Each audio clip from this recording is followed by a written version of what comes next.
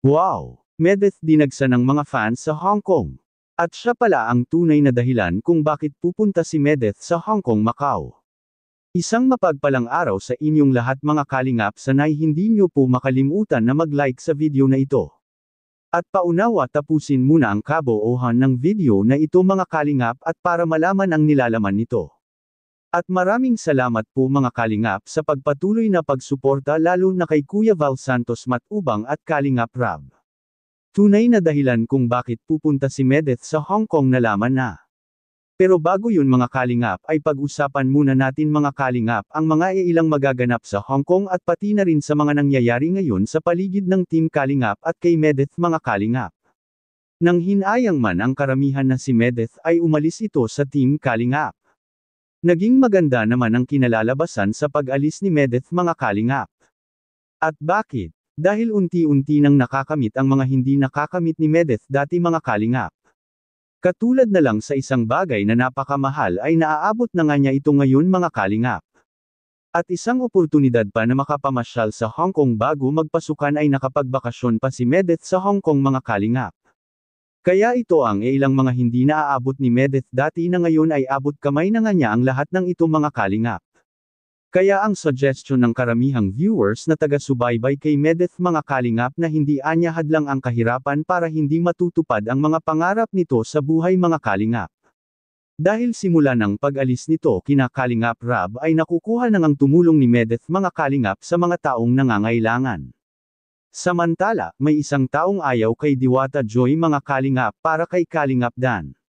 Bakit naman kaya? Alam naman natin na hindi lang ang pamilya ni Kalingap Dan ang hindi gusto sa tambalan ngayon ni Kalingap Dan at Diwata Joy mga kalingap pati na rin ang mga taga-suporta ng Dandith mga kalingap dati ay sila talaga ang unang-una na hindi nila nagugustuhan ang tambalan ni Kalingap Dan at Diwata Joy ngayon mga kalingap. Ngunit pawang serye lang naman ang lahat na ginagawa ni Kalingap Rab mga kalingap at wala itong personal na intensyon sa lahat para makapanakit sa bawat isang damdamin mga kalingap. Ito'y pampo-good vibes lang sana sa lahat mga kalingap. At alam naman natin na hindi talaga mabubuwag ang tambalan ni Medeth at Kalingap Dan kung hindi pa alam ni Kalingap Rab ang kakayahan ni Medeth mga kalingap.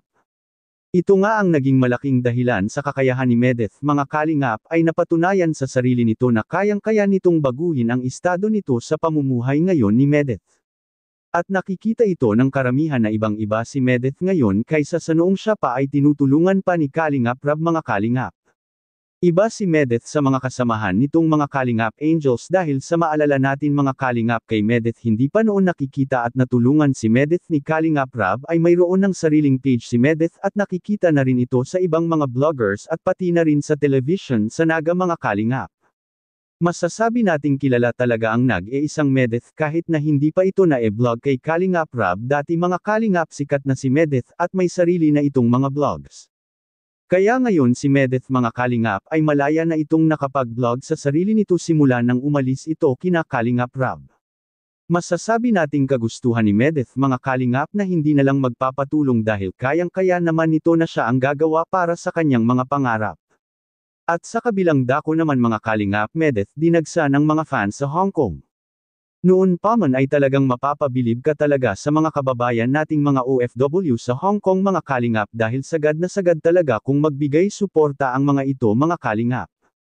At tunay na dahilan sa pagpuntang Hong Kong ni Medeth siya pala ang dahilan, inimbitahan nga si Medeth ng taga-suporta nito mga kalingap doon at balak rin nilang gagawa sila ng malaking community doon mga kalingap para kay Bunsong Medeth.